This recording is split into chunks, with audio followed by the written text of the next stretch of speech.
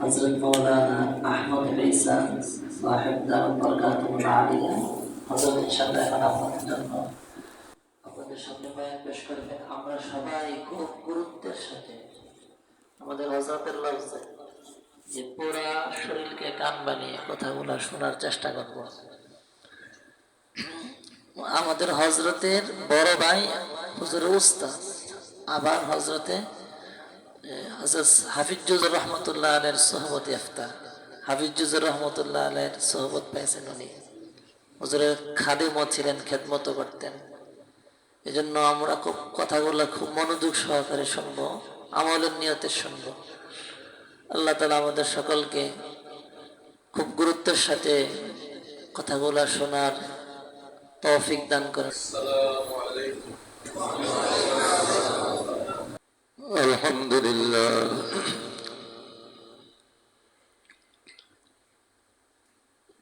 الحمد لله كفى وسلام على عباده الذين اصطفى أما بعد فأعوذ بالله من الشيطان الرجيم بسم الله الرحمن الرحيم أم حسب الذين اجترحوا السيئات أن نجعلهم كالذين آمنوا وعملوا الصالحات سواء محياهم ومماتهم ساء ما يحكمون صدق الله مولانا العظيم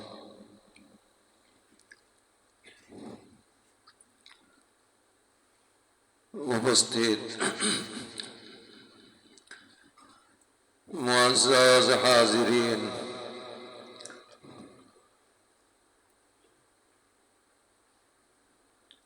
আমি 25 নম্বর পারার সর্বশেষ যে সূরা সূরাতুল জাসিয়া একটা আয়াত তেলাওয়াত করেছি। আল্লাহ পাক এই আয়াতের ভিতরে বলে, যারা অন্যায়ের ভিতরে অপরাধের ভিতরে, তারা কি এই কথা মনে করে নিয়েছে যে আমি তাদেরকে ঈমান আমলওয়ালাদের মতো করব? অপরাধীদের আর ঈমান আমলওয়ালাদের জীবন, অপরাধী আর ঈমান আমলওয়ালাদের মৃত্যু সমান হবে, এটা কি তারা মনে করে নিয়েছে? এই মনে করাটা ঠিক না। অন্যায়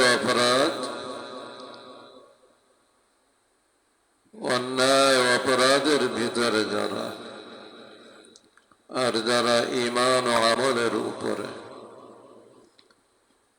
এদের জীবন আর এদের মৃত্যু কোনদিন সমান হয় না।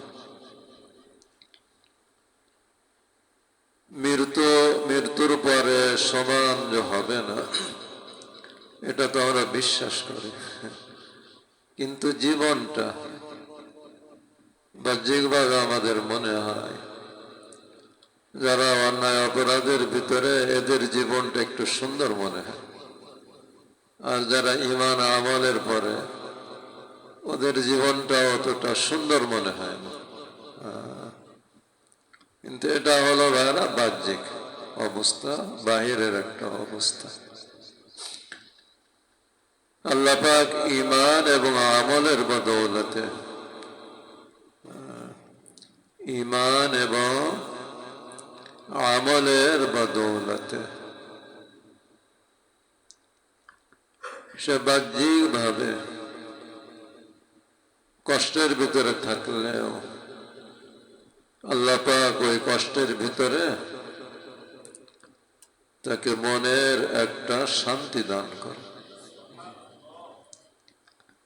আর যে ঈমান আমলের পরে না, ও যদিও অনেক শান্তি, অনেক আরামের সামগ্রীর ভিতরে, কিন্তু ভিতরে আল্লাহ পাক শান্তি রাখেন, অশান্তি দিয়ে ভরা। তো আমি এই আয়াতের আলোকে একটা হাদিস আপনাদেরকে শোনাবো। তিরমিজি শরীফের ভিতরে এই হাদিসটা আছে। হযরত আবু হুরায়রা রাদিয়াল্লাহু তাআলা আনহু,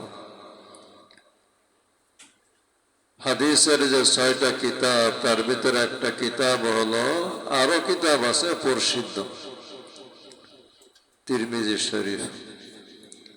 এই কিতাব সম্পর্কে লেখক বলেন, লেখক মানে সংকলক, যিনি এই কিতাবের ভিতরে হাদিস একত্রিত করেছেন, ওনার মন্তব্য হলো, মান কানা ফি বাইতিহি হাযাল কিতাব, যার ঘরে এই কিতাবটা থাকবে, ফাকান্নামা ফি বাইতিহি নাবিয়্যুন ইয়াতাকাল্লামু, কেমন জানি তার ঘরে স্বয়ং নবী উপস্থিত।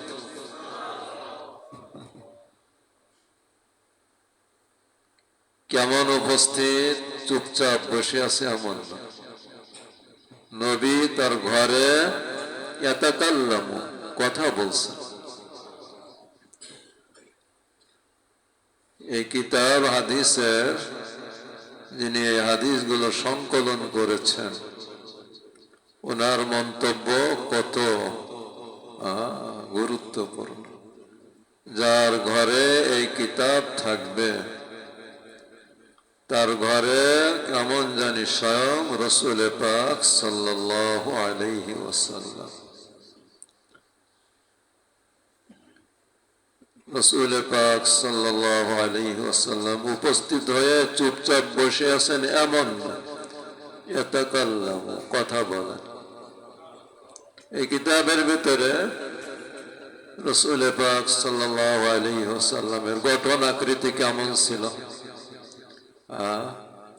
মাথার চুল কেমন ছিল, মাথা কেমন ছিল, চোখ কেমন ছিল, ভুরু কেমন ছিল, কপাল কেমন ছিল, দাঁত কেমন ছিল, প্রত্যেকটা অঙ্গ প্রত্যঙ্গ। তো এই কিতাব এ সম্পর্কে একজন আরবীর অনেক বড় আলেম কবি, ওনার মন্তব্য হলো,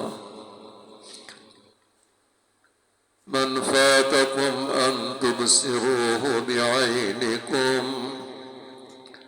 মান ফাতাকুম আন তুবসিরুহু বিআইনিকুম, হে আমার বন্ধুরা, যাদের জন্য এই সুযোগ হাতছাড়া হয়ে গেছে যে নবীকে স্বচক্ষে দেখতে পারতেছে না, যেমন আমরা, নাকি বলেন, হতভাগা,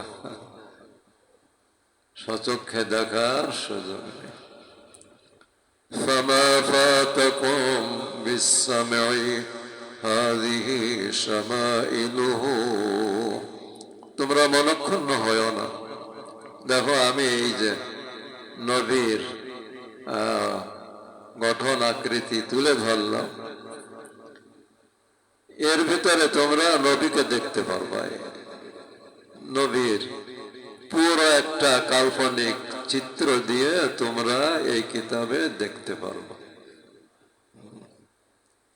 ওনার এই অংশটা রাসূল পাক, বাংলাও হয়ে গেছে, রাসূল পাক সাল্লাল্লাহু আলাইহি ওয়াসাল্লামের গঠন আকৃতি কেমন ছিল। কেউ যদি এটা বেশি বেশি পড়ে তো স্বপ্নে রাসূল পাক সাল্লাল্লাহু আলাইহি ওয়াসাল্লামের জিয়ারত মানে শায় নসিব হয়ে যায়। তো একটা তিরমিজি শরীফের শেষের একটা অধ্যায় আছে গঠন আকৃতি, এটার মাধ্যমে কেমন জানি রাসূল পাক সাল্লাল্লাহু আলাইহি ওয়াসাল্লাম স্বয়ং কেমন জানি উপস্থিত, এরকম মনে হয় না, কি বলে, ইয়াতাকাল্লামু। আর এর আগে রাসূল পাক সাল্লাল্লাহু আলাইহি ওয়াসাল্লাম কি বলেছেন, কি করেছেন, এই আর কি করেছেন, কি বলেছেন, এই সারা কিতাবে রাসূল পাক কি বলেছেন, কি করেছেন। তো সাহাবারা আল্লাহ পাক ওনাদেরকে রাসূল পাক সাল্লাল্লাহু আলাইহি ওয়াসাল্লামের যুগের জন্য, সাহচর্যের জন্য ওনাদেরকে নির্বাচন করেছিলেন। সাহাবারা অন্য কোন দল বা জামায়াতের মতো না। সাহাবারা ওনারা নির্বাচিত, আল্লাহ পাক ওনাদেরকে নির্বাচন করেছেন, করে রাসূল পাক সাল্লাল্লাহু আলাইহি ওয়াসাল্লামের যুগের জন্য, ওনার সাথী হওয়ার জন্য কবুল করেছেন। অন্যদেরকে যদি আনতেন ওনার যুগে, তো রাসূল পাক সাল্লাল্লাহু আলাইহি ওয়াসাল্লামের হক আদায় করা, হেফাজত করা সম্ভব হতো না। আমি এক আল্লাহর বান্দা সম্পর্কে শুনছি, তার মনে সবসময় আপত্তি ঘুরপাক খেত, মনে সবসময় এই আপত্তি আল্লাহর প্রতি। কি আপত্তি? যে আল্লাহ পাক আমাকে এত পরে কেন আনলো?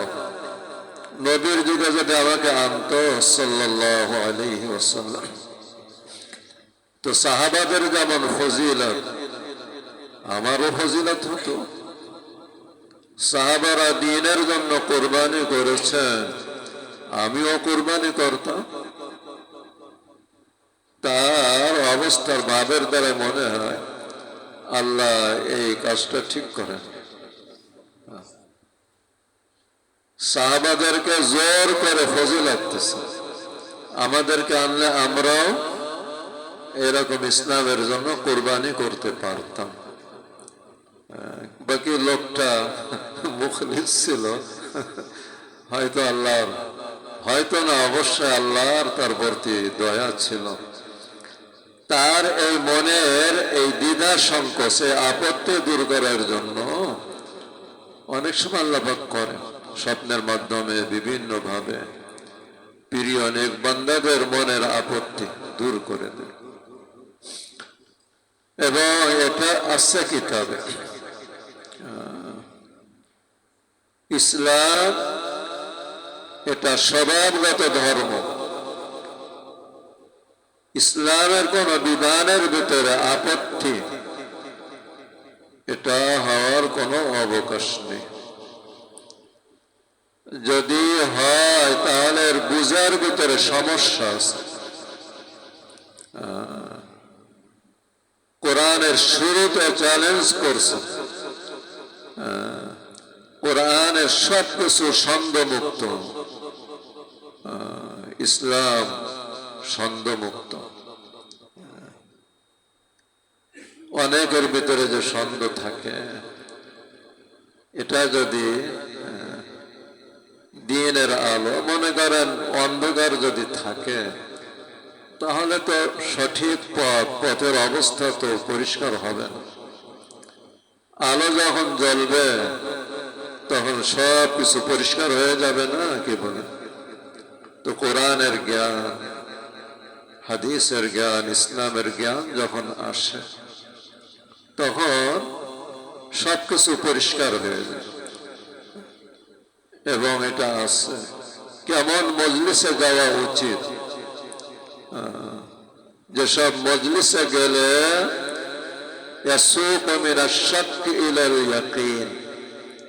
যেসব মজলিসে গেলে ইসলাম দিন সম্পর্কে সন্দেহ দূর হবে এবং ইয়াকিন, বিশ্বাস বৃদ্ধি পাবে। যত সামনে বাড়বে ইসলামের, তত তার ইয়াকিন, বিশ্বাস বাড়বে। এটা ইসলামের পরে আপত্তি করার জন্য এরকম ছিদ্রি ত্রুটি বের করার জন্য বহু গবেষণা শুরু করেছে, কিন্তু যখন সামনে বেড়েছে তখন আর আপত্তি থাকে না। অনেক গবেষক যারা আসছিল আপত্তি করার জন্য, তারা আত্মসমর্পণ করে মুসলমান হয়ে গেছে। তো ভাইরা, আল্লাহর এই বান্দা যে সবসময় এই কল্পনা করত যে আল্লাহ পাক সাহাবাদেরকে ফজিলত দেশে জোর করে, নাকি বলেন? এটা সাহাবাদের কোন বৈশিষ্ট্য না। আমাকেও আনলে আমিও এই মর্যাদা অর্জন করতে পারতাম। বিভিন্ন ভাবে আল্লাহ পাক এটা দূর করেন।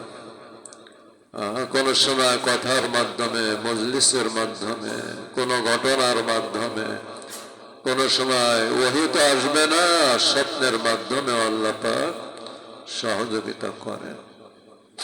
তো এই লোকটা দেখে, সে পাহাড়ের থেকে নামতেছে, গাড়িতে করে নামতেছে। ড্রাইভারের পাশে হযরত রাসূল পাক সাল্লাল্লাহু আলাইহি ওয়াসাল্লাম বসা, আর ড্রাইভারের পিছনে এই আপত্তিকারী লোকটা বসা, আর ওর পিছনে একজন সাহাবী বসা।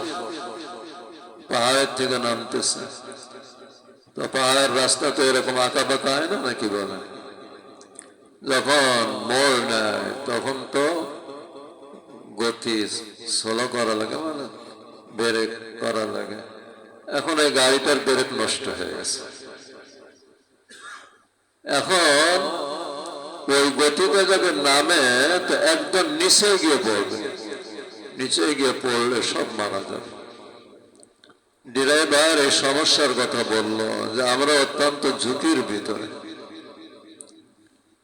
বাঁচার একটাই পথ, একদম তাড়াতাড়ি লাফ দিয়ে চাকার নিচে গিয়ে পড়তে হবে, দেরি করা যাবে না। তখন গাড়ি দাঁড়ায় যাবে, আমি ব্রেকটা ঠিক করে নেব। আর যদি কেউ নিজের জীবনকে উৎসর্গ না করে, চাকার নিচে যদি ঝাঁপ না দেয়, তো গাড়ি গিয়ে একদম নিচে পড়বে, আমরা সবাই মারা যাব, রাসূল পাক সাল্লাল্লাহু আলাইহি ওয়াসাল্লাম মারা যাবে। এই কথাটা শুনছে প্রথমে কে? হ্যাঁ, এই আপত্তিকারী লোকটা শুনছে। শুনে ও এদিক ওদিক তাকায়, মানে ও চাকার নিচে পড়তে রাজি না, ও অপেক্ষায় আছে আর কেউ চাকার নিচে পড়বে, ও বাঁচবে। এর ভিতরে ওর পিছনে যে সাহাবী ছিল, ও শুনছে, শোনার সাথে সাথে একদম ঝাঁপ দিয়ে চাকার নিচে পড়ে গেছে, গাড়ি দাঁড়ায় গেছে, ঘুম ভেঙে গেছে। ঘুমও ভাঙছে, তার ভুলও ভাঙছে। কি ভুল ভাঙলো? আমরা যদি আল্লাহর দয়া আমাকে রাসূল পাক সাল্লাল্লাহু আলাইহি ওয়াসাল্লামের যুগে পাঠাননি, যদি পাঠাতেন তো নবীর হিফাজত সম্ভব হতো না। সাহাবায়ে কেরাম ভাইরা, এমন জামাত, সাহাবাদের জামাত, যাদেরকে আল্লাহ পাক নির্বাচন করেছেন, উম্মতের জন্য নমুনা আদর্শ বানাইছেন। সাহাবারা নির্বাচিত। সাহাবাদের সবসময় এই ফিকির থাকতো, রাসূল পাক সাল্লাল্লাহু আলাইহি ওয়াসাল্লাম কি বলেন আর কি করেন। হাদিসের কিতাবে পাওয়া যায় যে সাহাবারা তো প্রথমে ওনারা গরিব ছিলেন। আবু দাউদ শরীফে আছে হযরত উকবা বিন আমির রাদিয়াল্লাহু তাআলা আনহু থেকে মনে হয়, উনি বলেন যে আমরা নিজেরা কাজ করতাম, উট চড়াতাম, নিজেদের কাজ সব, নিজেদের ক্ষেত খামার চাষাবাদের কাজ নিজেরাই করতাম।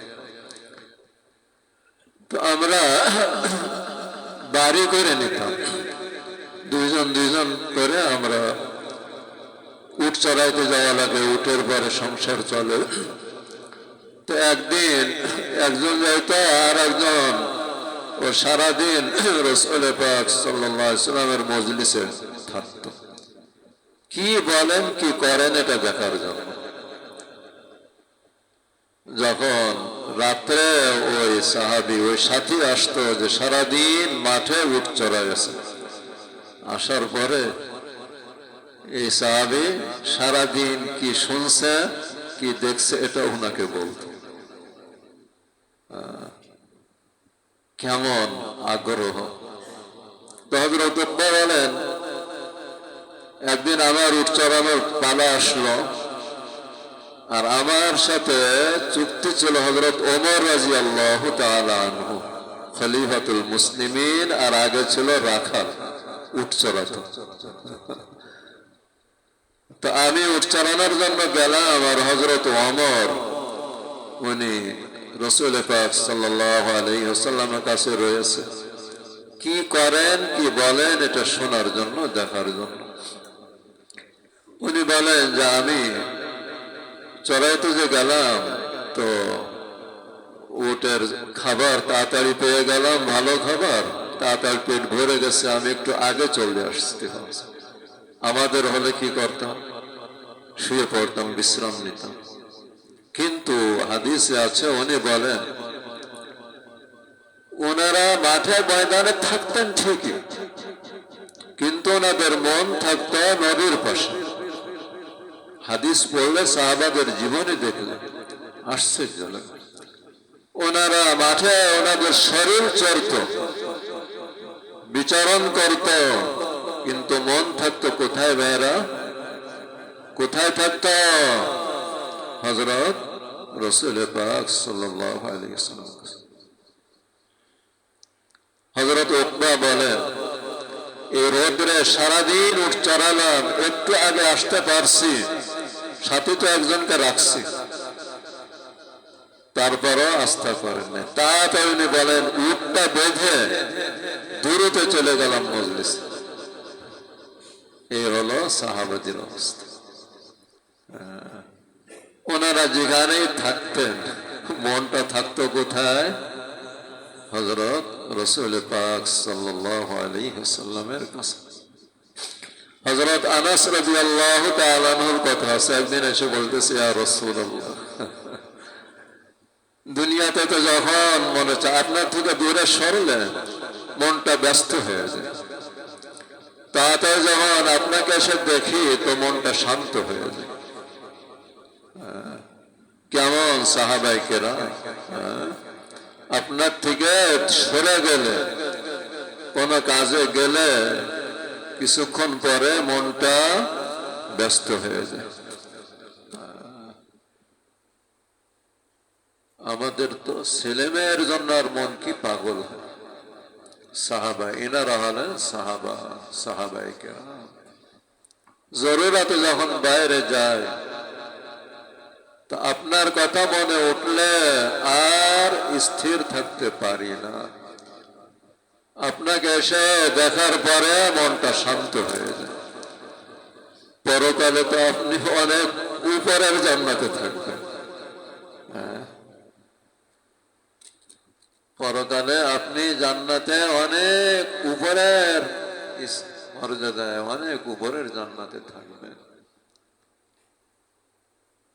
আপনাকে তো যদি দেখতে না পারি, তো জান্নাতে গিয়েও তো আমরা শান্তি পাবো না।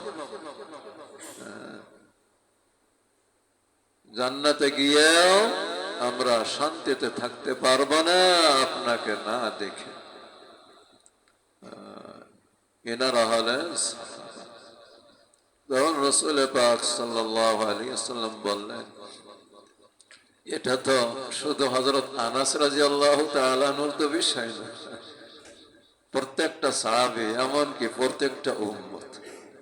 আমরা তো আরো বেশি হতভাগা, নাকি বলেন? দুনিয়াও দেখতে পারলাম না, আর পরকালেও যদি দূরে দূরে থাকা লাগে, তাহলে বলেন তো, দুনিয়া 1400 বছর পরে, পরকালেও যদি এত দূরে থাকা লাগে, তাহলে আমাদের মতো আর হতভাগা কে হবে?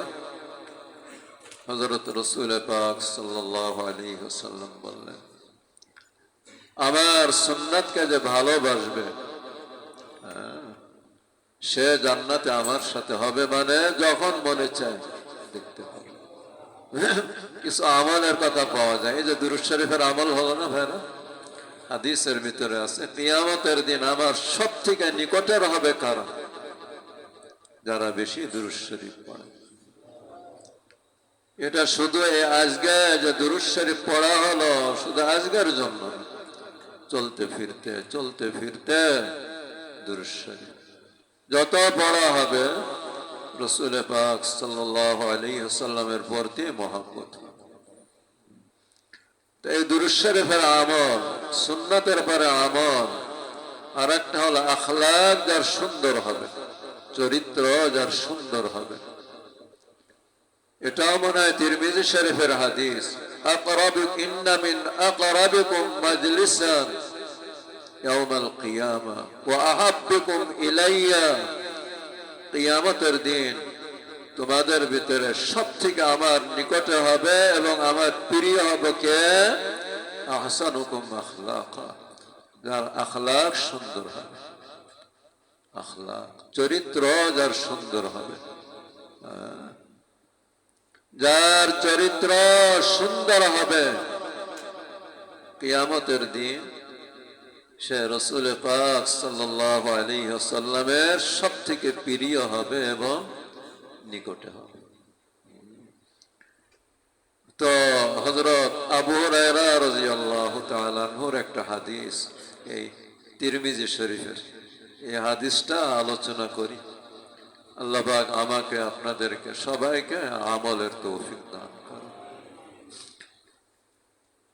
উনি বলেন, রাসূল পাক সাল্লাল্লাহু আলাইহি ওয়াসাল্লাম একদিন বললেন, মান আখাযা আন্নি হাউলাইল কালিমাত, কে আছো তোমাদের ভিতরে আমার এই কথাগুলি গ্রহণ করবে?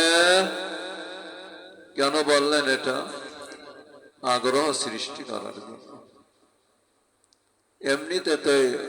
এমনিতে তো সাহাবায়ে কেরাম রাসূল পাক সাল্লাল্লাহু আলাইহি ওয়াসাল্লামের কথা শোনা এবং গ্রহণ করা আমলে আনার জন্য সবসময় ব্যস্ত থাকতেন না। তারপরেও আরো আগ্রহ সৃষ্টি করার জন্য বললেন,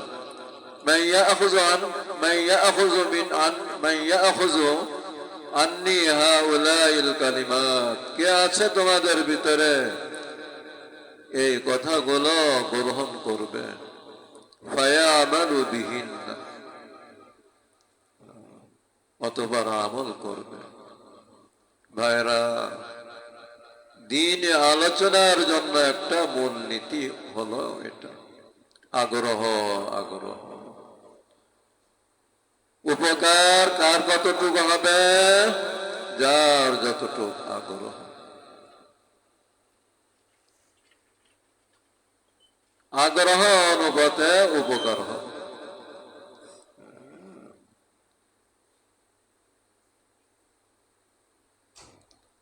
আবার অনেকের ক্ষতিও হয়।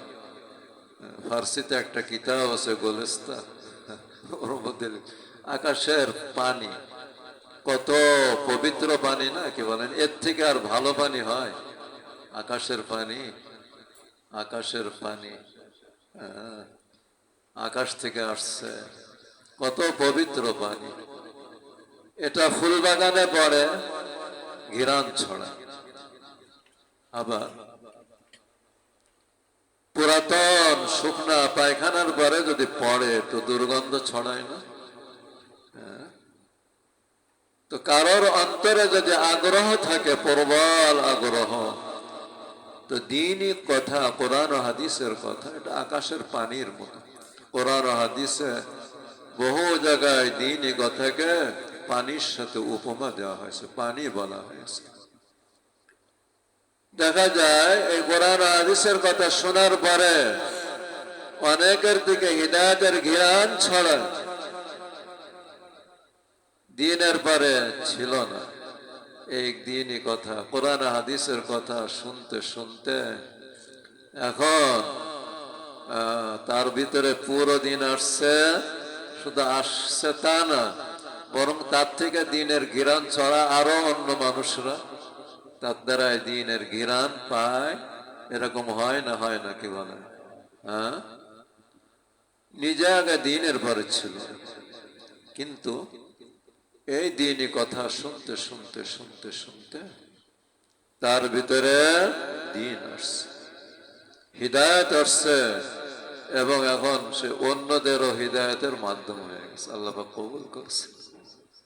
এটা হয় কিসের ভিত্তিতে ভাইরা? আগ্রহ। সাহাবায়ে কেরাম, ওনাদের যে আগ্রহ, কেন এত ফায়দা হয়েছে?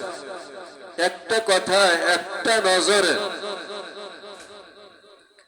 আমরা তো আমাদের মুরব্বীদেরকে দেখি, মনে করেন 10 পাওয়ারের আগ্রহ নিয়ে, আকর্ষণ নিয়ে। আমার মনে হয় সাহাবায়ে কেরাম দেখতেন লক্ষ না কোটি পাওয়ারের আগ্রহ, আকর্ষণ নিয়ে রাসূল পাক সাল্লাল্লাহু আলাইহি ওয়াসাল্লামকে দেখতেন। আমরাও দেখি সাহাবায়ে কেরাম রাসূল পাক সাল্লাল্লাহু আলাইহি ওয়াসাল্লামকেও দেখেছেন, কিন্তু রাসূল পাক সাল্লাল্লাহু আলাইহি ওয়াসাল্লামও দেখেছেন সাহাবাদেরকে। উভয় পক্ষ থেকে দেখা দেখি হয়েছে। এই দেখাটা কি আগ্রহের সাথে, মহব্বতের সাথে! তো ভাইরা, দ্বীনি কথা, এখানে কোনো পরীক্ষা ইত্যাদি নেই। এগুলোর দ্বারা জীবন উন্নত হয়। কি পরিমাণ উন্নত হবে? যে পরিমাণ আগ্রহ, যার আগ্রহ যত হবে। অনেক বান্দা ভাইরা এমন আছে, 1-2 মজলিসে জীবনের মোড় পরিবর্তন হয়ে যায়। আছে না এরকম? হ্যাঁ, এক মজলিসে, এক আলোচনায় একদম জীবনের মোড় পরিবর্তন হয়ে গেছে। শুকনা লাকড়ির মতো, আগুন পাইলে দাও দাও করে জ্বলে উঠছে। আল্লাহ পাক আমাদের অন্তরে কোরআন ও হাদিসের প্রতি এরকম আগ্রহ দান করুন। যখন আমরা নিজেরা পড়বো, শুনবো, এরকম আগ্রহ নিয়ে পড়া শোনার তৌফিক আল্লাহ পাক আমাদেরকে দান করে। শুনবে কেন? ফায়ামালু বিহিন্না, আমলের নিয়তে শোনা, আমলের নিয়তে শোনা। আও ইউআল্লিমু মান ইয়ামালু বিহিন্না, অথবা সে শিখাবে, পৌঁছাবে যারা এ বিষয়গুলির প্রতি আমল করবে। এখানে একটা জিনিস পরিষ্কার হয়, সেটা হলো কেউ যদি আমল করতে নাও পারে, তাহলে অন্যদেরকে ওই বিষয়ের দাওয়াত দিতে পারবে কিনা, বলতে পারবে কিনা? কি বলেন? আমাদের মাঝে অনেকে বলে, বা এটা নিজের আমল নিয়ে অন্যদেরকে দিনের কথা বলবে, আপত্তি করে। নিজের কাছে অনেক সময় খারাপ মনে হয়, বা আলোচনা দিনের কথা বললে অন্যরা আপত্তি করে। আসেন আমাদের মাঝে, এই হাদিসের দ্বারা বোঝা যায় আমল না করা একটা অপরাধ, আর আমলের কথা না বলা আর একটা অপরাধ। দ্বীনি কথা বলার জন্য প্রত্যেকের যাতে আমলকারী হওয়া লাগে, ত্রুটি মুক্ত হওয়া লাগে। তো দ্বীনি কথা বলবে কে? বলেন তো, কে আছে বলতে পারে যে আমি দোষ ত্রুটি মুক্ত, আমার ভিতরে আমলের ঘাটতি নেই? এরকম কেউ বলতে পারবে? বলা তো দূরের কথা, মনে কেউ করতে পারবে? মনে করারও তো সুযোগ নেই। তাই আমল করা যেমন নেকির কাজ, আমলের কথা বলা আর একটা নেকির কাজ। একটা নেকির কাজ ছাড়লো, এই কারণে আর একটা নেকির কাজ ছাড়া লাগবে, এটা কোনোদিন প্রমাণ দলিল হতে পারে? হ্যাঁ, দলিল হতে পারে না। আমল না করা একটা অপরাধ। দ্বীনের কথা জানার পরও ভাইকে না বলা আর একটা অপরাধ। এক অপরাধ করলো, এই জন্য আর এক অপরাধ করবে? এটা তো নিয়ম। অনেক সময় দ্বীনি কথা আমরা বলবো, আমার ভিতরে আমল না থাকলেও বলবো। কেন বলবো? আমলের নিয়ে। আল্লাহ পাক যদি এই বলার ওসিলা আমার ভিতরে আমল দান করে। আমাদের মুরব্বীরা তো দ্বীনি আলোচনা করতেন এই নিয়ে। এই নিয়েতে ওনারা দিনের আলোচনা করতেন যে ভাইদের ওসিলায় যদি আল্লাহ পাক আমাকে আমলের তৌফিক দান করেন। তো فعد رسول الله صلى الله عليه وسلم خمسا পাঁচটা বিষয়ের কথা বললেন। পাঁচটা বিষয়ের কথা বললেন। প্রথম নম্বর হলো ইত্তাকিল মাহারিমা তাকুন আবাদান নাস। হে আবু হুরায়রা বলেন, যখন রাসূল পাক সাল্লাল্লাহু আলাইহি সাল্লাম বললেন কে আছো তোমাদের ভিতরে এই বিষয়গুলো আমার থেকে গ্রহণ করবে, আমল করবে এবং অন্যদের কাছে পৌঁছাবে, আমি বললাম ইয়া রাসূলুল্লাহ আমি। অন্যান্য সাহাবারা তো বিভিন্ন কাজে কর্মে থাকতেন, তারপরেও মজলিসে আসতেন, শুনতেন। আর আবু হুরায়রা রাদিয়াল্লাহু তাআলা দুনিয়ার সব কিছু বাদ দিয়ে 24 ঘন্টার চিন্তা ফিকির ছিল ওনার নবী কি বলেন কি করেন, এছাড়া আল্লাহর বান্দার আর কোন টেনশন ছিল না, খাওয়ারও টেনশন ছিল না, না খেয়ে বেহুশে পড়ে যেতেন, তারপরও নবীর দরবার ছাড়তেন। নবী সাল্লাল্লাহু আলাইহি সাল্লামের কথা এবং কাজ কি বলেন কি করেন এটা শোনার জন্য, দেখার জন্য কি কুরবানি, সব কিছু বাদ, নিজের পেটের চিন্তাও বাদ। পাইলে খাইতেন, না পাইলে খাইতেন না, 2-3 দিন অনাহারও কেটে যেত, বেহুশ হয়ে পড়ে যেতেন। উনি বলেন ইয়া রাসূলুল্লাহ আমি এই বিষয়গুলো গ্রহণ করবো আপনার থেকে, আমল করব, অন্যদের কাছে পৌঁছাবো। কি বিষয় ভাইরা? প্রথম হলো ইত্তাকিল মাহারিমা, হারাম গুনাহ বর্জন করো, তখন আবাদান নাস, তুমি সব থেকে বড় আবেদ হবে। আমাদের দায়িত্বে 2 ধরনের বিষয় থাকে, একটা হলো করণীয় আর একটা হলো বর্জনীয়। করণীয় গুলোকে আমরা ইবাদত মনে করি, কি বলেন? এই হাদিসের ব্যাখ্যাকারকরা বলেন হারাম গুনাহ বর্জন করা ইবাদত, আর আল্লাহর হুকুম পালন করা ইবাদত না। এটার কি অর্থ? তো এটা তো সবাই হাদিস দেখে তো আর মতলব বোঝা তো কঠিন। এই জন্য যারা নিজেদেরকে শেষ করেছে তিলে তিলে, ওনাদের কথার আলোকে হাদিসের মতলব উদ্দেশ্য বুঝতে হবে। হারাম বর্জন করলে আবেদ হবে, বড় আবেদ হবে, আর হুকুম পালন করা ছেড়ে দিলে আবেদ হবে না, কি বলেন? তারপরেও আবেদ হবে। যদি এরকম কেন বললেন, কি উদ্দেশ্য এই কথা? আসলে ভাইরা আমাদের এখনো আছে মানুষ মনে করে যারা নামাজ পড়ে, রোজা রাখে, হজ করে, যাকাত দেয়, এরা হলো ইবাদতকারী। গুনাহ বর্জন করাটা যে ইবাদত, এটা আমরা কয়জন মনে করি বলেন তো? গুনাহ বর্জন করা এটা যে ইবাদত, এটা আমরা কয়জন মনে করি বলেন তো? আমার সামনে একজন বেগানা মহিলা আসলো, আমি নজর হেফাজত করলাম, এটাও যে ইবাদত। কয়জন আমরা এটাকে ইবাদত মনে করি? আমার সুযোগ আসলো, অন্যায় ভাবে আমি অনেক অর্থ উপার্জন করতে পারি, আমি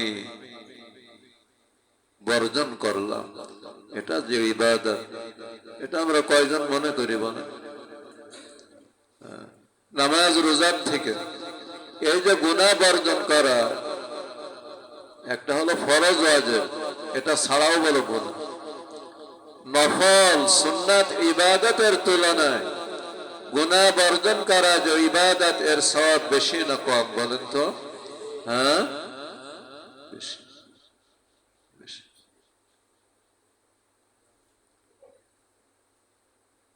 আমি রাতকে রাত জেগে ইবাদত করলাম, অবশ্যই এটা ইবাদত। এর থেকে 1000 গুণ বেশি গুরুত্ব হলো আমি একটা মিথ্যা কথা বলতে পারতাম, আমার মন বারবার চাপ দিচ্ছে যে বলো মিথ্যা কথাটা, আমি বর্জন করলাম। এই বর্জন করার সওয়াবে রাতকে রাত জেগে ইবাদত করার থেকে বেশি না কম? হ্যাঁ? আমি চাইলে বহু টাকা অন্যায় ভাবে গ্রহণ করতে পারি, আমার প্রয়োজনও আছে, সুযোগও আছে, কিন্তু আমি এই সুযোগ গ্রহণ করলাম না। রাতকে রাত জেগে ইবাদত করার থেকে এর সব বেশি না কম ভাইরা? অনেক বেশি, অনেক বেশি। ইত্তাকুল মাহারিমা।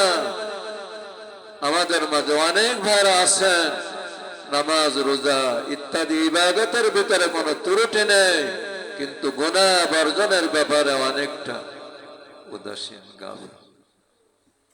ওই ইবাদতের মতো জিকির আজকারের মতো অত গুরুত্ব দেয় না, অথচ এর ফজিলত বেশি। ইমামে মোহাম্মদ ইবনুল হাসান আশ-শাইবানী, আমাদের ইমামে আবু হানিফা রহমতুল্লাহ আলাইহির একজন বড় ছাত্র। উনি অনেক কিতাব লিখেছেন, অনেক কিতাব উনি লিখেছেন। ওনাকে একজন বলল যে হুজুর, আপনি তাসাউফ আধ্যাত্মিক লাইনের জিকির আজকার ওজিফার ব্যাপারে একটা কিতাব লিখলেন না কেন? তো উনি বললেন, হ্যাঁ আমি তো লিখেছি। কি লিখেছেন? তো আমি কিতাবুল বইও, মানে কিভাবে ব্যবসা বাণিজ্য করলে হালাল হবে আর কিভাবে করলে হালাল হবে না, আমি এটা লিখছি। এই হালাল হারাম লক্ষ্য করে যারা ব্যবসা করবে এরাই তো আবেদ। এটাই তো তাসাউফ, এটাই তো তাসাউফ। মোহাম্মদ ইমামে মোহাম্মদ রহমতুল্লাহ আলাইহি কত বড় আলেম ছিলেন! হে আল্লাহ! ওনার মৃত্যুর পরে একজন ওনাকে স্বপ্নে দেখছে, জিজ্ঞাসা করছে কি অবস্থা, কেমন হলো মৃত্যুর হালাত, অবস্থাটা? তোমরা মৃত্যু যে আমার হয়েছে আমি বুঝতে পারি না, আমি একটা মাসআলা নিয়ে চিন্তা করতেছিলাম, একটা মাসআলা বিধান কি হতে পারে এটা নিয়ে চিন্তা করতেছিলাম, এর ভিতরে আমার মৃত্যু হয়ে গেছে, পরে দেখি আমি দুনিয়ায় নেই, পরে কাজে চলে আসছি। ভাইরা, হারাম বর্জন করা, হারাম, বিশেষ করে হারাম খাদ্য খাবার, হারাম খাদ্য খাবার, প্রত্যেকটা গুনাহ হারাম, এটাকে তো বর্জন করবই। প্রত্যেকটা গুনাহ এটা হারাম, এটা তো বর্জন করবই। বিশেষ করে ভাইরা খাদ্য খাবারের ব্যাপারে, হারাম খাদ্য খাবার এমন একটা মারাত্মক জিনিস, এটা অন্তর শক্ত হয়, অন্তর অন্ধকার হয়ে যায়, মনের ভিতরে ইবাদতের আগ্রহ সৃষ্টি হয় না, ইবাদত করতে ভালো লাগে না, ইসলামের বিষয় আদিগুলো তার বুঝে আসে না, বুঝে আসে না। খাদ্য খাবারের দ্বারা আমাদের রক্ত মাংস তৈরি হয়, এই রক্ত মাংসের দ্বারা মানসিকতা তৈরি হয়, নাকি বলেন? হারাম খাদ্য খাবারের দ্বারাই রক্ত মাংস পবিত্র হবে না অপবিত্র হবে বলেন তো? অপবিত্র খাদ্য খাবারের দ্বারাই মানসিকতা, মনোভাব কেমন হবে আপনারাই বোঝেন। ভালো হবে কোনদিন? সন্দেহযুক্ত খাদ্য খাবারও পরিত্যাগ করা উচিত। আমি ছোটবেলা একটা ঘটনা শুনছিলাম, দিল্লিতে এক পাগল মজনু, ও মানুষের পা জুতা এগুলো দেখে বলতো এ জান্নাতি এ জাহান্নামী। মারাত্মক একটা ব্যাপার না, ফিতনা। এক আল্লাহর ওলি আলেমের কাছে গিয়ে এই বিষয়টা বলল, হুজুর এর কারণে তো খুব পেরেশানি হচ্ছে, ফিতনা হচ্ছে। তো উনি বললেন, আসলে যেটা বলে অবাস্তব না, বাস্তবই বলে, তবে তোমরা দেখো কোনো কৌশল করে দিল্লির কোন নোংরা অপবিত্র কোন এরকম হোটেলে বা কোন জায়গায় গিয়ে কোন অপবিত্র সন্দেহযুক্ত খাবার খাওয়াইতে পারো কিনা দেখো। তো ঠিক লোকেরা হারাম অপবিত্র খানা খাওয়াই দিচ্ছে, কৌশল করে খাওয়ানোর পরে বাস এই বলা বন্ধ হয়ে গেছে। এই বলা বন্ধ কিভাবে বন্ধ হলো? ওই অন্তরের আলো শেষ। হাজ্জাজ বিন ইউসুফ এই কৌশল অবলম্বন করছে। অনেক আলেমদেরকে দাওয়াত করে হারাম খাবার খাওয়াইছিল, বদদোয়া করলে যেন কবুল না হয়। তো ভাইরা, হযরত আবু হুরায়রা রাদিয়াল্লাহু তাআলা আনহু উনি যে হাদিস রাসূল পাক সাল্লাল্লাহু আলাইহি ওয়াসাল্লামের কথা, আমরা নবীকে তো দেখতে পারি নাই, তবে এই কথার আলোকে নবীকে দেখি কল্পনার জগতে। কল্পনার জগতে নবী বলতেছেন, হ্যাঁ আমরা শুনতেছি। প্রথম কথা কি বলছেন? ইত্তাকিল মাহারিমা। ভাইরা, হারাম অন্যায় অপরাধ যেটা বুঝবো এটা অন্যায়, মানুষকে কষ্ট দেওয়া এটা অন্যায় না? অন্যায় না বলে? এটা হারাম না? হারাম না?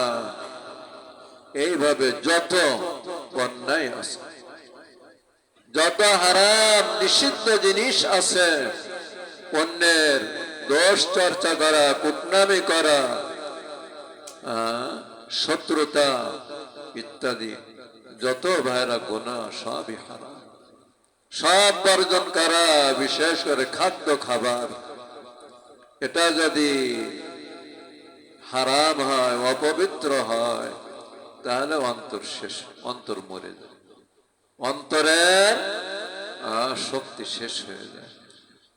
আমাদের এই শরীরের যেমন দৃষ্টি শক্তি আছে না, অন্তরেরও এরকম চোখ আছে, দৃষ্টি শক্তি আছে। অন্তরের দৃষ্টি শক্তি হারাম খাদ্য খাবারের দ্বারা নষ্ট হয়ে যায়। খাদ্য খাবার যত পবিত্র হয়, তত অন্তরের নূর হয় এবং অন্তর নরম হয়, ইবাদতের আগ্রহ তত সৃষ্টি। এই যে দেওবন্দ মাদ্রাসার নাম শুনছেন না আপনারা? দেওবন্দ মাদ্রাসার একদম শুরু দিকের ঘটনা। দেওবন্দে এক গরিব একটা লোক ছিল, তার কোনো জায়গা জমি ছিল না। আমরাও এই 1990 ইংরেজিতে যখন দেওবন্দে ছিলাম, আমরাও দেখতাম অনেক আল্লাহর বান্দারা ওই সকালে যায়, ঘাস কেটে এনে ওই বিকালের দিকে বিক্রি করে। এটা বিক্রি করে এরা সংসার চালায়। তো দেওবন্দে এরকম এক গরিব ছিল, ঘাস কেটে সে সংসার চালাইতো। প্রত্যেক দিন যা আয় হতো এর থেকে অল্প 1-2 পয়সা সে বাঁচাতো। বাঁচানোর পরে যখন এই পরিমাণ হতো, যার দ্বারা দেওবন্দের উস্তাদদেরকে ডাউল আর তোমার রুটি খাওয়াইতে পারে, কোন গোশত পোলাও, ডাউল আর রুটি খাওয়াইতে পারে, এই পরিমাণ পয়সা যখন হতো, তো ব্যবস্থা করে দেওবন্দের হুজুরদেরকে দাওয়াত দিত। আর দেওবন্দের সব হুজুররা এই দাওয়াতের অপেক্ষায় থাকত। অন্য বড় লোকরা দাওয়াত দিত, দাওয়াতে যাইত, নিতে পারত, কিন্তু এই গরিব লোকের দাওয়াতে অপেক্ষায় থাকতো। কারো যদি কোনো প্রোগ্রাম ওই দিন হয়ে যেত, এই দাওয়াত পাইলে ওই প্রোগ্রাম ক্যান্সেল করত। জিজ্ঞাসা করা হলো যে হুজুর, আপনারা এই গরিব লোকের দাওয়াতে এত গুরুত্ব দেন কেন? তখন ওনারা বললেন, এই লোকটার খাবার খাওয়ার পরে 1-2 সপ্তাহ পর্যন্ত এর নূর আমাদের অনুভব, নূর অনুভব হয়, নূর অনুভব। আল্লাহ যে বলছেন, যারা অন্যায়ের ভিতরে আর যারা ঈমান ও আমলের পরে এদের জীবন মরণ কোনোদিন সমান হবে না। যাদের খাদ্য খাবার পাক পবিত্র, যাদের জীবন অন্যায় অপরাধ মুক্ত, এদের জীবন আর যারা অন্যায়ের ভিতরে ডুবানো, জীবন কোনোদিন সমান হবে। আমি অনেক জায়গায় বলি, আমার বাড়ি যশোর, এই মুফতি এহিয়া হাফিজাহুল্লাহ তাআলা আমার ছোট ভাই, বাকে আল্লাহ ওকে অনেক উপরে উঠাই দিচ্ছে, আরো উপরে উঠাই দিক।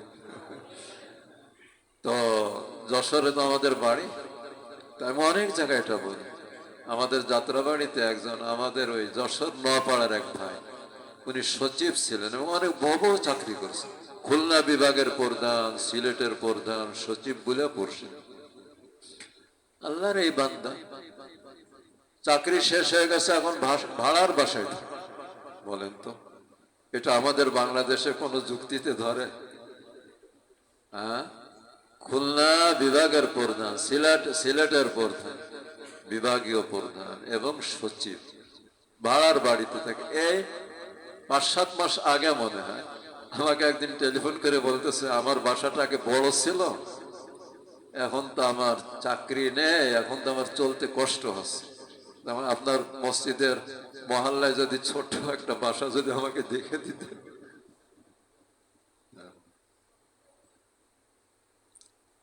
একদিক থেকে তো তার ও বলে, আমার দেশের বাড়িতে আমি কিচ্ছু করতে পারি। দেশের বাড়িতেও আল্লাহর বান্দা কিছুই করতে পারে, ঢাকায়ও কিছু করতে পারে না। তারপরে বলে আলহামদুলিল্লাহ, আমি মনের দিক দিয়ে অনেক শান্তি, এত শান্তিতে যে আমি ভাষায় বলে শেষ করতে পারবো।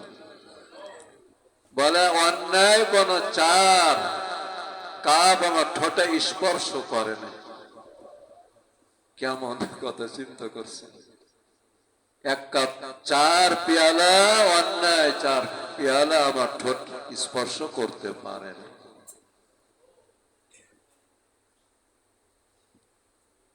ইত্তাকিল মাহারিমা তাকুন আবাদান নাস।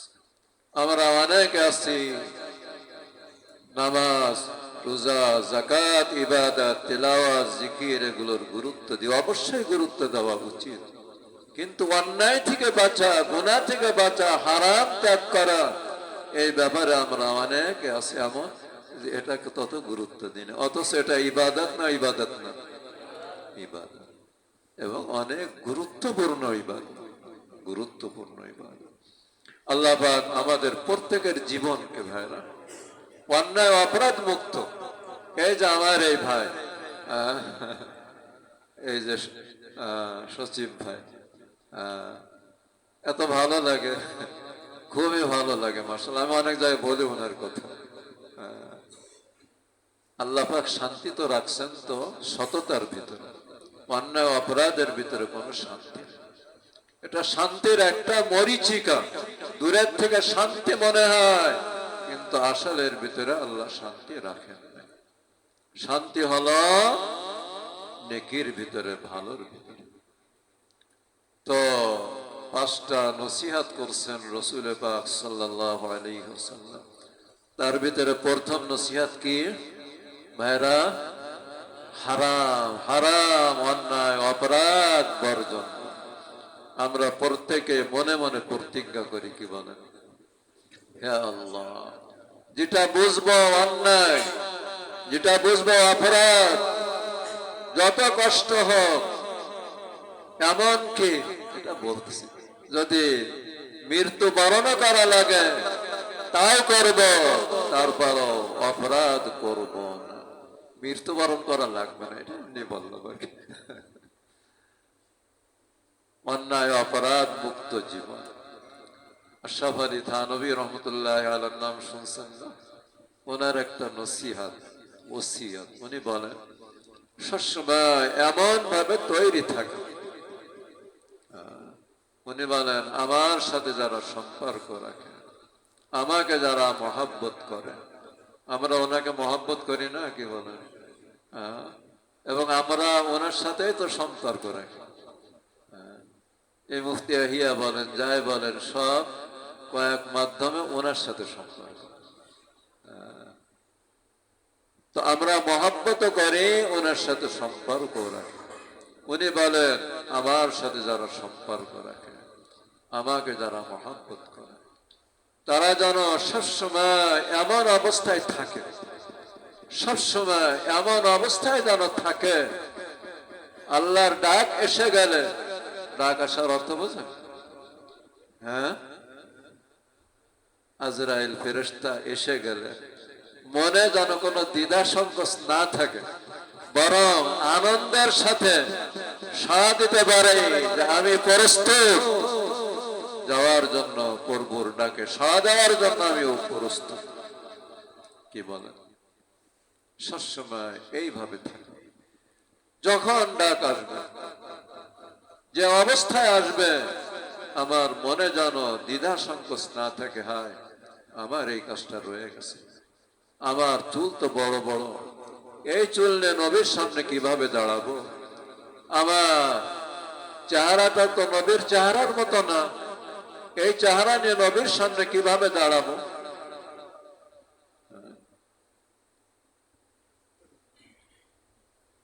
সবসময় এমন ভাবে প্রস্তুত থাকা ভাইয়েরা, আল্লাহর ডাক আসলে যেন মনে কোনো সংকোচ না থাকে, খুশির সাথে যেন আল্লাহর ডাকে সাড়া দিতে পারে। তো ভাইয়েরা, এমন প্রতিজ্ঞা করা, যত কষ্ট হয় হবে, কিন্তু কোনো অন্যায়, কি বলেন,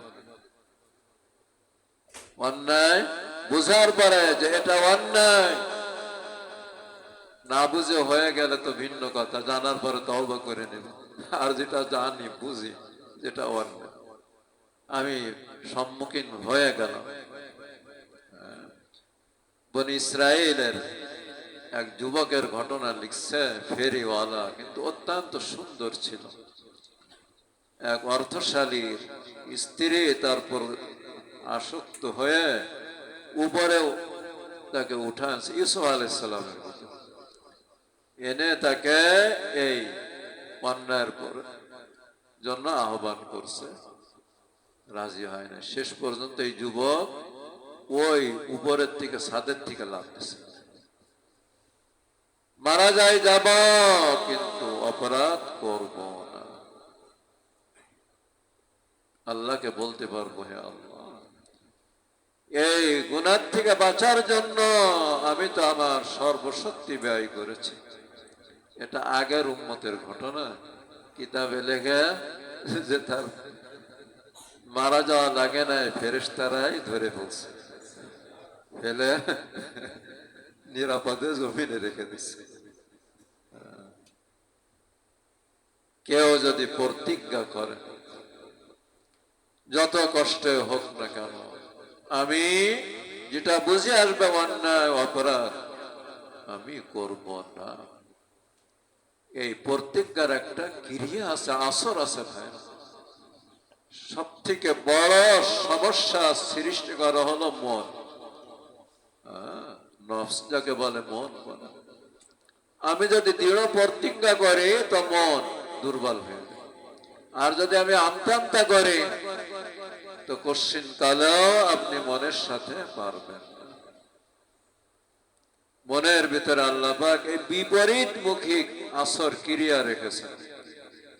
কেউ যদি এর বিরুদ্ধে শক্ত হয়ে দাঁড়ায় যায়, মন তোর কথা আমি মানব না, মানব না, তো মন একদম দুর্বল হয়ে যায়, ভিজা বিড়াল হয়ে যায়। আর যদি কেউ মনের চাহিদার সামনে একটু দুর্বল হয়ে যায়, তাহলে মন তার জন্য সিংহের মতো হয়ে যায়, মনের সাথে সে কোনোদিন পারবে না। তো ভাইরা, ইত্তাকিল মাহারিমা, হারাম অন্যায় ত্যাগ করার প্রতিজ্ঞা। 2 নম্বর হলো ওয়ারদা বিমা কাসাবা লাক তাকুন আগনান নাস, ওয়ারদা বিমা কাসাবা আল্লাহু লাকা, আল্লাহ তোমার জন্য যেটা ফয়সালা করেছেন এর প্রতি তুমি সন্তুষ্ট হও, তাকুন আগনান নাস, তাহলে তুমি সব থেকে ধনী হবে। আমার তো মনে চায় এটা এমন একটা কথা স্বর্ণাক্ষরে সামনে সবসময় লিখে রাখার মতো কথা। ধনী কে? ধনী কে? সব থেকে বড় ধনী কে? ওয়ারদা বিমা কাসামাল্লাহু লাক। আল্লাহ পাক আমার জন্য যেটা ফয়সালা করেছেন, আমি আমার বিবেক দিয়ে চিন্তা করব, শক্তি দিয়ে চেষ্টা করব, পরামর্শ করব, কোনো ত্রুটি করব না।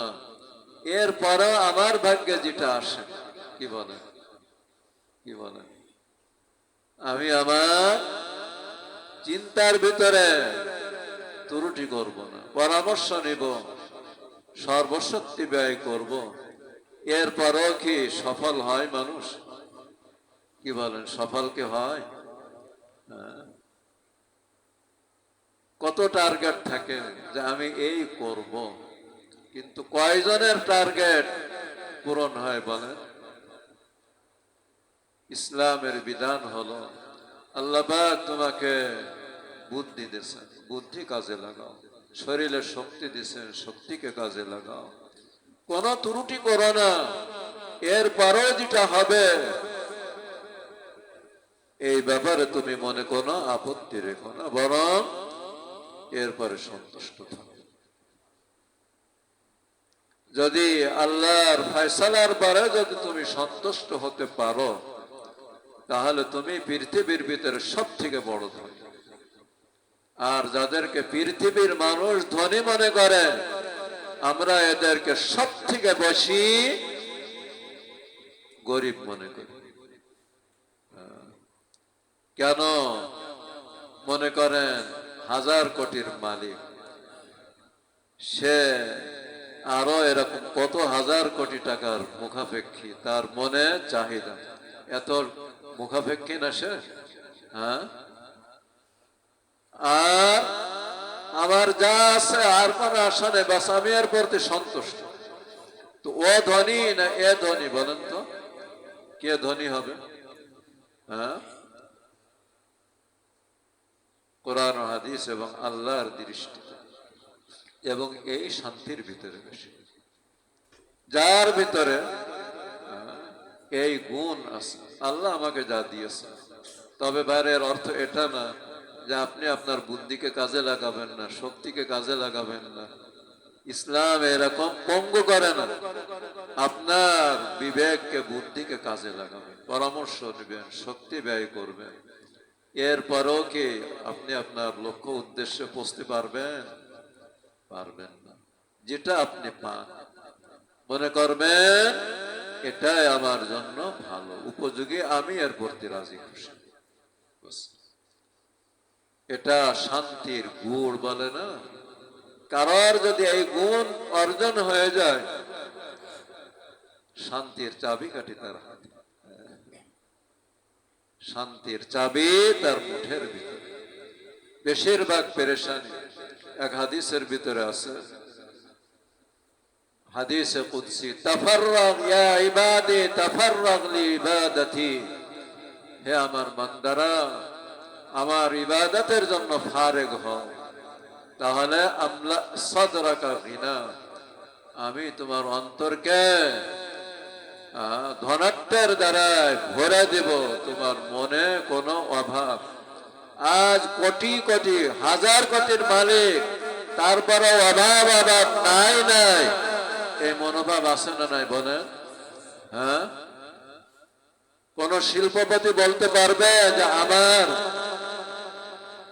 আর চাহিদা নেই? কিন্তু আলহামদুলিল্লাহ এই লাইনে যারা, এরা সন্তুষ্ট, যাদেরকে আল্লাহ পাক দ্বীনের বুঝ দিচ্ছেন, আল্লাহ পাক এই নিয়ামত তাদেরকে দান করেছেন।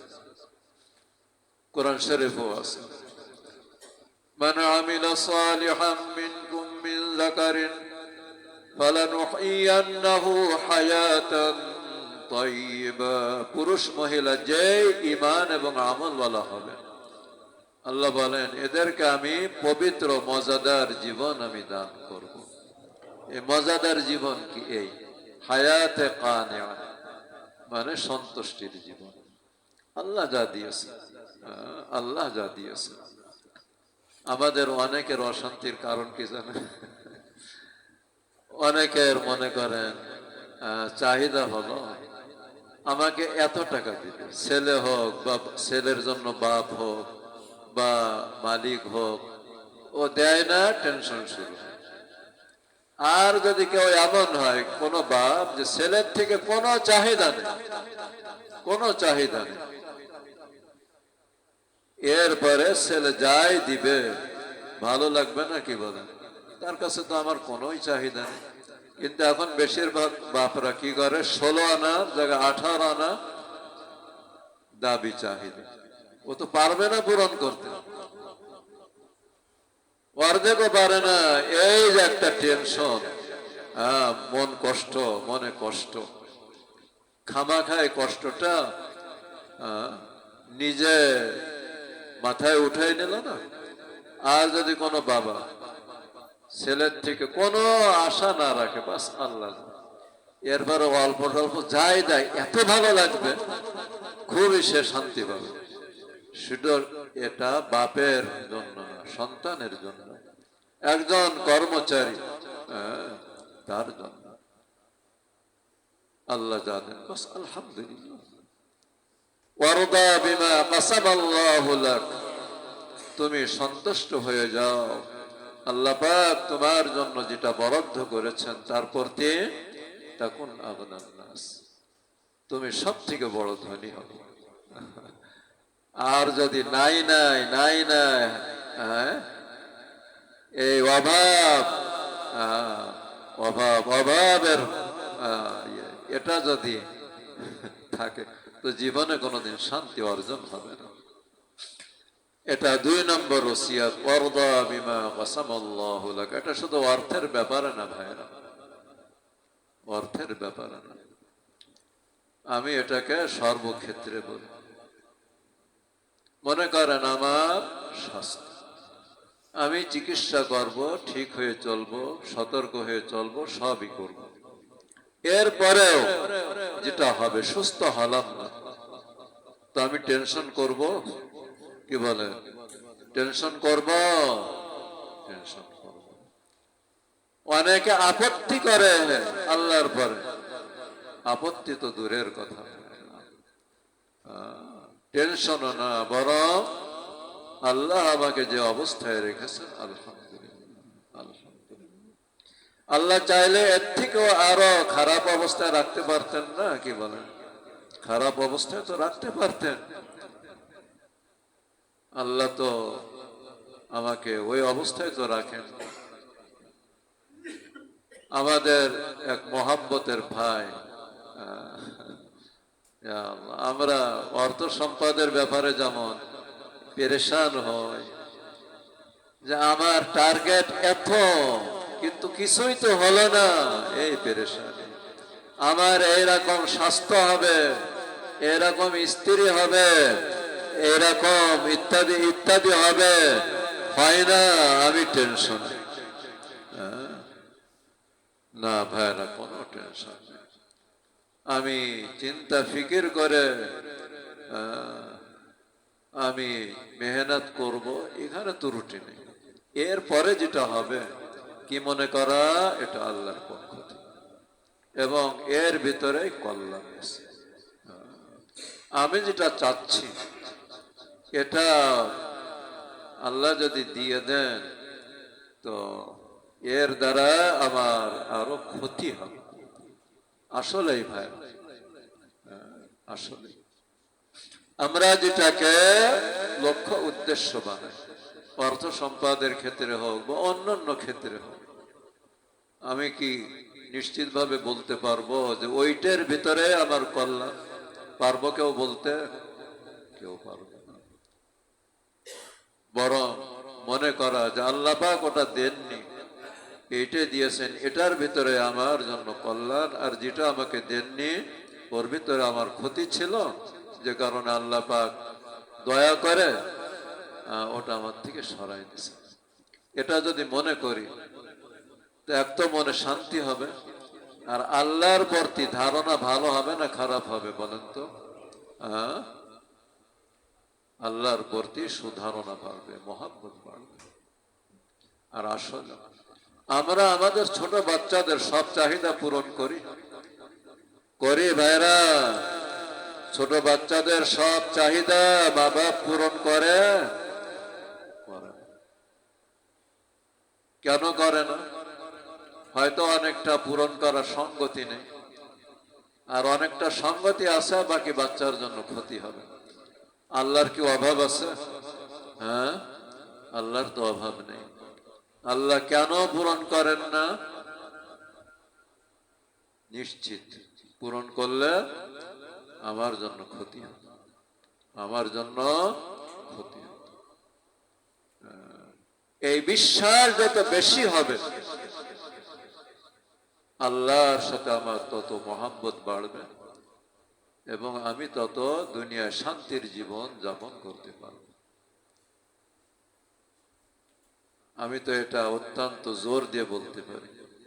অর্থ সম্পাদের দ্বারা ওই শান্তি হয় না, এই বুঝের দ্বারাই যে শান্তি। এই যে বুঝ যে আল্লাহ আমাকে যে অবস্থায় রেখেছেন, এটাই আমার জন্য উপযুক্ত এবং এটাই আমার জন্য উপকারী। ইনজেকশন দেয়, অপারেশন করে, কষ্ট হয়, কিন্তু এই কষ্টের ভিতরে তার ভালো ভবিষ্যৎ আছে না নাই? কি বলে? ঠিক এরকম দুনিয়ায় চলার পথে অর্থনৈতিক কষ্ট, স্বাস্থ্যের কষ্ট, পরিবারের কষ্ট, এই কষ্টের ভিতরে আমি চেষ্টা করব দূর করার জন্য। দূর যদি না হয় তো ভাইরা মনক্ষুণ্ণ না হয়, আল্লাহর ব্যাপারে কোনো আজে বাজে চিন্তা কল্পনা না করা, বরং মনে করা যে এর ভিতরে আমার জন্য কল্যাণ। আর আসলে হযরত আশরাফ আলী থানভী রহমতুল্লাহ আলাইহি বলেছেন, আল্লাহ পাক যখন কোন বান্দার জন্য অনেক উপরের কোন মর্যাদা জান্নাতে ফয়সালা করে আর আমল করে ও পৌঁছতে পারে, মর্যাদা মুজাহাদার দ্বারাই অর্জন করতে হবে, কষ্টের দ্বারাই। মুজাহাদা কষ্ট দুই রকম, একটা হলো নফল নামাজ, তেলাওয়াত, জিকির, তাহাজ্জুদ, রোজা ইত্যাদি, এগুলোও মুজাহাদা। কিন্তু এই মুজাহাদার দ্বারা সবাই স্তরে পৌঁছতে পারতেছে না, তখন আল্লাহ পাক এই গায়রে ইখতিয়ারি বলে আমাদের পরিভাষায়, যেটা মানুষের ক্ষমতার বাইরে, এই ধরনের কষ্টের ভিতরে, এই অভাব অনটনের ভিতরে, রোগ ব্যাধির ভিতরে, শত্রুর সমালোচনা, শত্রুর ভিতরে, শত্রুতার ভিতরে সমালোচনাকারী হয়ে গেছে। শত্রুতা করে, সমালোচনা করে, কষ্ট দেয়, গীবত করে, সে মানুষ কথা শোনে না, দুর্ব্যবহার করে, এগুলো একটা কষ্টের জিনিস। এই কষ্টের দ্বারাই আরো তারাকে উন্নতি বেশি হয়। কেন বেশি হয়? জিকির আজকার করে, নামাজ পড়ে, রোজা রেখে, ওখানে বিভিন্ন শর্ত আছে, ইখলাস লাগে। আবার ইখলাসের সাথে করলো, করার পরে অহংকার আসতে পারে না? কি বলেন? অনেক জিকির করলো, অনেক রোজা রাখলো, অনেক তেলাওয়াত করলো, নামাজ পড়লো, জিকির এগুলো করে অহংকার আসতে পারে না? পারে না? বলেন পারে। কিন্তু কেউ রোগ ব্যাধিতে পড়ে বিছানাতে উঠতে পারে না, এই রোগ ব্যাধির কষ্টের দ্বারা। কারোর ভিতরে অহংকার আসে? ইখলাস লাগে, ওযু লাগে, কোন শর্ত নেই। এবং ওই নামাজ ইত্যাদি মুজাহাদার দ্বারাই যে তারাক্কি হতো, তার থেকে অনেক গুণ বেশি তারাক্কি এই অভাব অনটন, রোগ ব্যাধি, শত্রুতা, সমালোচনা, এগুলোর দ্বারাই হয়। অনেক গুণ বেশি, অনেক গুণ বেশি। কেন? যার ভিতরে তাওয়াজু, বিনয় যত আসবে, মন যত ভাঙবে, আল্লাহর কাছে সে তত প্রিয় হয়। নামাজ রোজার দ্বারা মন অত ভাঙ্গে না, রোগ ব্যাধির দ্বারাই। শত্রুদের শত্রুতা সমালোচনার দ্বারা মন যে পরিমাণ ভাঙ্গে চুরমার হয়ে যায়, এই পরিমাণ ইবাদতের দ্বারাই মন ভাঙ্গে। তো ভাইরা, 2 নম্বর বিষয় হলো আল্লাহর ফয়সালার পরে সন্তুষ্ট সন্তুষ্ট শান্তি, দুনিয়াতে থাকবো, জান্নাতের জীবন যাপন করব। আমাদের কাছে আসে অনেকে বিবাহ যে করে, বিবাহর পরে যে পেরেশান।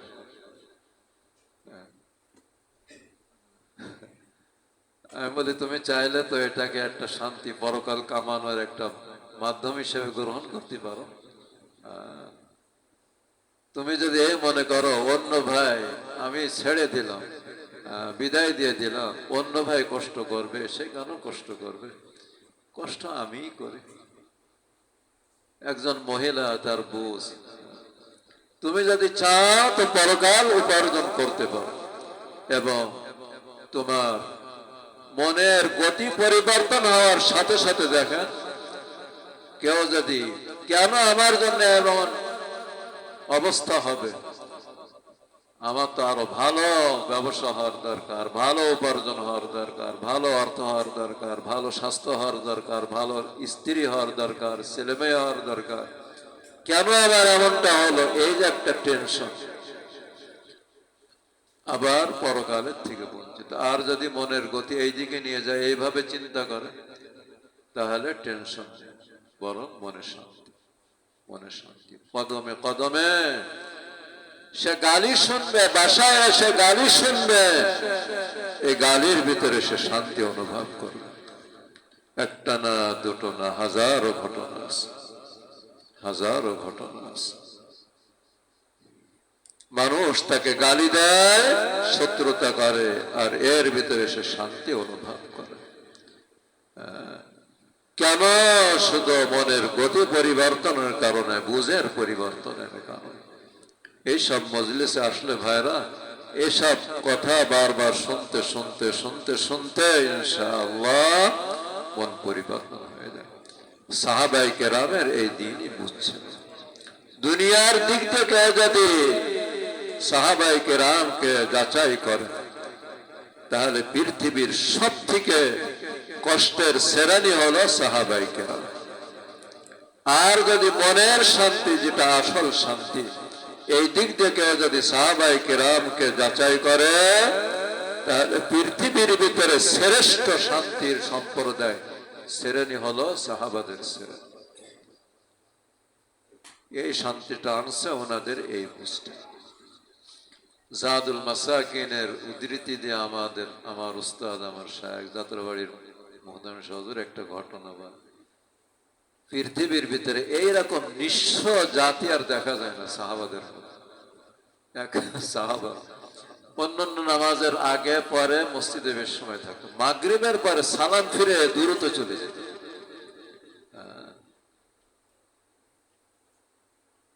তো রাসূল পাক সাল্লাল্লাহু আলাইহি ওয়াসাল্লাম কয়েকদিন এটা লক্ষ্য করেছেন যে মাগরিবের সালাম ফিরে যে এত দ্রুত চলে যায়, কারণটা কি?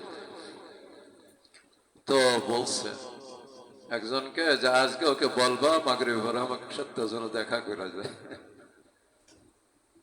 তো দেখা করলে জিজ্ঞেস করলেন যে তুমি অন্যান্য নামাজে বেশ সময় থাকো, আগে আসো, মাগরিবে সালাম ফিরে ব্যস্ত হয়ে চলে যাও কেন? তখন বলতে চায় না, পরে বলে ইয়া রাসূলুল্লাহ, আমি আমার স্ত্রী দুইজনের একটা কাপড় যা দিয়ে নামাজ পড়া যায়, এরকম কাপড় দুইজনের কয়টা? দুইজনে মিলে একটা। অন্যান্য নামাজে তো বেশ সময় থাকে, আমি ধীর স্থির ভাবে গিয়ে দিয়ে ও নামাজ পড়ে, আর মাগরিবের পরে তো সময় বেশি থাকে না, এই জন্য সালাম ফিরে আমি তাড়াতাড়ি চলে যাই। ও কোন রকমে সতরটা কোন রকম ঢেকে বাসায় একা বসে থাকে, আমি গিয়ে যখন কাপড়টা দিই তখন ও মাগরিবের নামাজ পড়ে। তো আজকে যে একটু দেরি হয়ে গেছে, তো গেলে স্ত্রী জিজ্ঞাসা করে যে আজকে দেরি হলো কেন? তো বলো তুমি তাড়াতাড়ি নামাজ পড়ে নাও, আমি পরে বলতেছি। তো নামাজ পড়ার পরে বলতেছে রসুল পাক সাল্লাল্লাহু আলাইহি ওয়াসাল্লাম জিজ্ঞাসা করছিলেন, তো বিষয়টা বলছে রসুল পাক সাল্লাল্লাহু আলাইহি ওয়াসাল্লাম একটা চাদর দিছেন, এখন দুইজনের দুটো চাদর হয়ে গেল। এই মহিলাটার কি বুঝ, সে কান্না শুরু করে দিল যে আমাদের এই অভাবের কথা, এটা তো আল্লাহ দিছেন, তুমি নবীকে বললে আল্লাহর অভিযোগ হয়ে গেল না? আল্লাহর সামনে কিভাবে গিয়ে আল্লাহর ফয়সালার পরে আল্লাহ যে অবস্থায় রেখেছে, শেষ পর্যন্ত এক চিৎকার দিয়ে নাকি ওখানে পড়ে মারা গেছে। কি পরিমাণ আল্লাহর ফয়সালার পরে এত অভাব অনাটনের ভিতরে রেখেছে, এর কোনো কষ্ট নেই, আল্লাহ যে অবস্থায় রেখেছে। এটা বলাও প্রকাশ করাও পছন্দ করেননি, আল্লাহর ব্যাপারে কোনো অভিযোগ হয়ে যায় কিনা, আল্লাহ যে কষ্টের ভিতরে রাখছে। তো ভাইরা, যদি বস্তুর দিক দিয়ে যদি দেখি তো সাহাবায়ে কেরাম সব থেকে কষ্টের শ্রেণী যান। আর যদি মনের শান্তির দিক দিয়ে যদি বিচার করা হয় তাহলে বলবো পৃথিবীর ভিতরে সব থেকে শান্তির জামাত দল কারা? সাহাবায়ে কেরাম। ওনারা এই শান্তির বাদশা ছিলেন, এই শান্তির বাদশা ওনারা ছিলেন। আল্লাহর ফয়সালা। তো ভাইরা, দ্বিতীয় হলো ওয়ারদা বিমা কাসামাল্লাহু লাকা। ভাইরা, আমি আবারও বলতেছি, এর দ্বারা উদ্দেশ্য এটা না যে আপনারা সঠিকভাবে চিন্তা করবেন না, বিবেচনা করবেন না, মেহনত করবেন না, এটা না। অবশ্যই আল্লাহ পাক আকল বুদ্ধি দিয়েছে, ভালো করে চিন্তা করবেন, সিদ্ধান্ত নেবেন, মেহনত করবেন। এরপরেও যেটা হয় অর্থ সম্পদের ব্যাপারে, স্বাস্থ্যের ব্যাপারে, পরিবারের ব্যাপারে, অন্যান্য ব্যাপারে মনে আপত্তি না রাখা। কি মনে করা যে এর ভিতরেই শান্তি, আল্লাহ এর ভিতরে আমার জন্য কল্যাণ রেখেছে। আর কি বলবো ভাইরা, আসল তো আমাদের মন চাহিদা জীবন, তো আল্লাহ যদি কবুল করেন জান্নাত। আমি অনেক সময় এই যে ভাই আছে এনাকে ইনি আর চা খাওয়ার অভ্যাস, চা ছাড়া ইনি চলতে পারেন, সফরে বের হয়েছে। এখন মনে করেন বাস এক জায়গায় থামছে, চা খাবে, কিন্তু চাটা ভালো না, এই 2-1 মিনিট দাঁড়াবে। শুনলো বেশ দূরে একটা দোকান আছে, ওখানে অনেক সুন্দর চা পাওয়া যায়, ওখানে গেলে এক গাড়ি চলে যাবে। এখন উনি কি ওই দূরে রিক্সা নিয়ে চা খাইতে যাবে? না, কোন রকম যেটা ওটা খেয়ে মনকে বুঝ দিবে যে মন মতো চা বাড়ি গিয়ে এখানে কোন রকম প্রয়োজন মিটে। আল্লাহ পাক আমাদের এই বুঝটা যেন দান করে। দুনিয়া এটা প্রয়োজন মিটানোর জন্য, ভালো করে বুঝে ভাইরা, দুনিয়া এটা প্রয়োজন মিটানোর জায়গা, এটা মনের চাহিদা পূরণ করার জায়গা। মনের চাহিদা পূরণ করার জায়গা কোথায়? আল্লাহ যদি কবুল করেন জান্নাতে। মনের চাহিদা পূরণ করার জায়গা দুনিয়া না। দুনিয়া কিসের জায়গা ভাইরা? প্রয়োজন মিটানোর জায়গা, প্রয়োজন সারার জায়গা। 3 নম্বর ওসিয়ত করছিলেন, ওয়া আহসিন ইলা জারিক তাকুন মুমিনা। প্রতিবেশীর সাথে ভালো ব্যবহার করো। প্রতিবেশী শুধু বাসার না, আপনার কর্মস্থলে যারা আপনার আশেপাশে থাকে, মজলিসে বসছেন, গাড়িতে বসছেন, আপনার পাশে যে অল্প সময়ের জন্য যদি আসে, খবরদার ভাইরা, দুর্ব্যবহার যেন না হয়, ভালো ব্যবহার হয়। ওয়াহিব্বা লিন্নাস মা আহিব্বা লিন্নাস তাকুন মুসলিমা। আমি অন্য ভাইদের জন্য ওটাই পছন্দ করব যেটা নিজের জন্য পছন্দ করি, তাহলে মুসলমান পরিপূর্ণ মুসলমান হওয়া যাবে। ওয়ালা তুকসিরিজ যিহকা, অট্টহাসি যাকে বলে, এটা বেশি হেসো না। ফাইন্না কাসরাতাজ যিহক তুমিতুল কলবা, অন্তরকে শেষ করে দেয়, নষ্ট করে দেয়। তো এই যে 5টা ওসিয়ত রাসূল পাক সাল্লাল্লাহু আলাইহি ওয়াসাল্লামের, প্রথম কি বললাম ভাইরা? অন্যায় অপরাধ হারাম বর্জন করে চলা। 2 নম্বর হলো আল্লাহ যে অবস্থায় রাখেন এরপরে সন্তুষ্ট থাকা। আমার পাশে যে অল্প সময়ের জন্য হোক, বেশি সময়ের জন্য হোক, কষ্ট যেন না পায়, আমার ভালো ব্যবহার যেন পায়। 4 নম্বর হলো আমি নিজের জন্য যেটা ভালো মনে করব, অন্যের জন্যও যেন ওটা ভালো মনে করি। 5 নম্বর হলো বেশি না হাসা। আল্লাহ পাক তৌফিক দান করেন, আমিন। ওয়া আখিরু দাওয়ানা আলহামদুলিল্লাহি রাব্বিল আলামিন। সুবহানাল্লাহি ওয়া বিহামদিহি, সুবহানাল্লাহি ওয়া বিহামদিহি।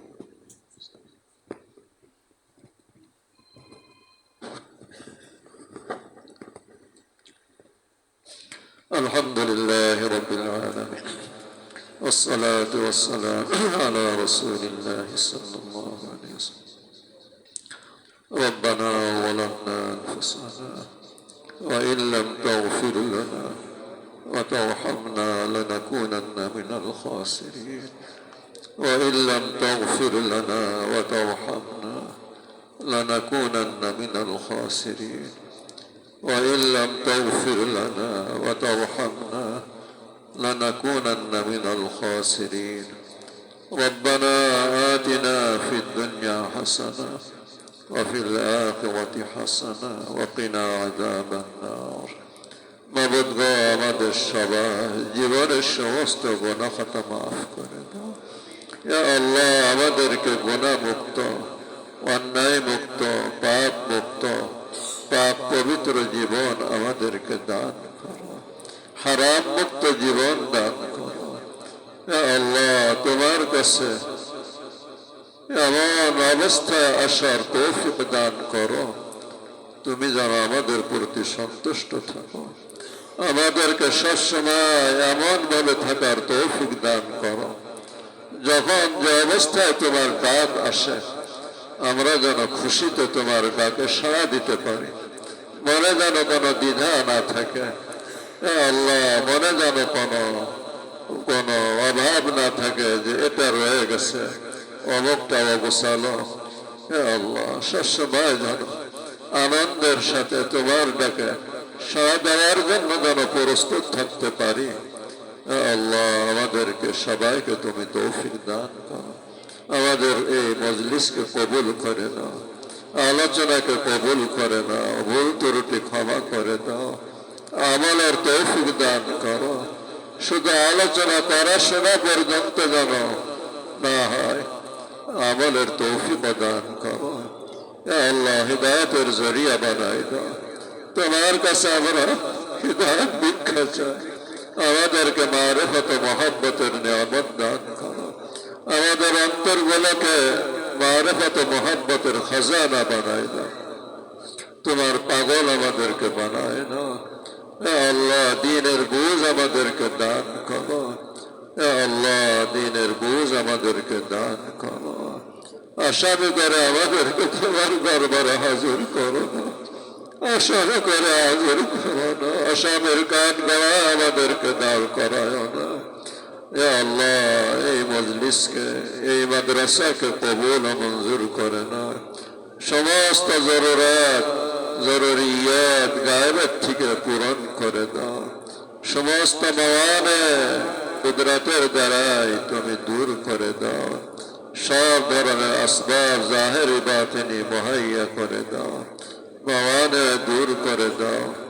ইলম, আমল, হিদায়াতের একটা মার্কাজ বানায় দাও।